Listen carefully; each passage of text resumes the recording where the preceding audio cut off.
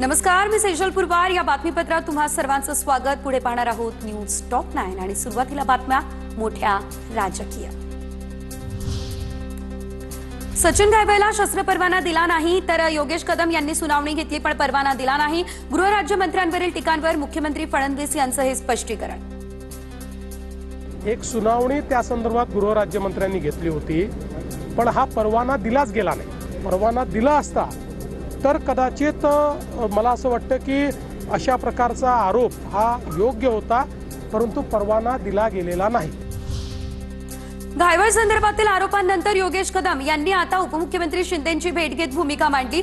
चुकीचं काही केलं नसल्यास घाबरू नका, टीकांनी जसास तसं उत्तर द्या। शिंदे कदमांच्या पाठीशी, सूत्रांची माहिती। शिफारस केली मात्र सीपींनी परवाना दिला नाही। कुणाचा दबाव होता, चौकशी होणार। कुणाचीही चूक असल्यास ऍक्शन घेण्याच्या सूचना। अजित पवार यांची ही माहिती। सगळी ती चौकशी करायला सांगितलेली आहे। कुणी पासपोर्ट दिला, काय दिला, कुणाची शिफारस होती, काय होती, ह्याचा तर शस्त्र परवाना तर दिला नाही असं स्वतः सीपींचं म्हणणं आहे। सचिन घायवळचा गुन्हेगारी रेकॉर्ड, आमच्या कार्यालयाकडून कोणताही परवाना दिलेला नाही। गँगस्टरला परत आणण्याची प्रक्रिया सुरू। पुणे पोलीस आयुक्त अमितेश कुमार यांची माहिती। काही प्रकरणात आजपर्यंत मला आमच्याकडे किंवा आमच्या कार्यालयाला तोंडी किंवा लेखी कोणाची सिफारिश आम्हाला तरी प्राप्त झाली। सदर गँगस्टरला कारवाई करण्यासाठी आणि परत आणण्यासाठी, अटक करण्यासाठी सर्व कायदेशीर प्रक्रिया सुरू आहे।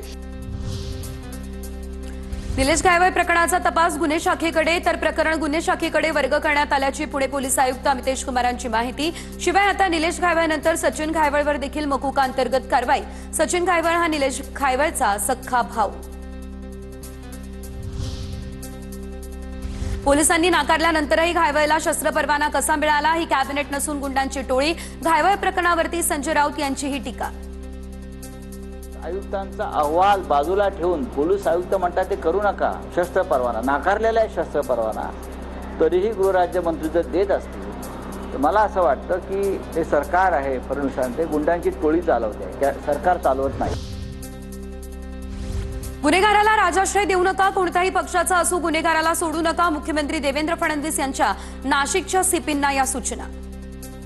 मी स्वतः सीपींना पूर्ण मोकळीक दिलेली आहे। कोणी कुठल्याही पक्षाचा असो कोणालाही या ठिकाणी स्पेअर करू नका, अशा प्रकारे त्यांना पूर्ण अधिकार देण्यात आलेले आहेत।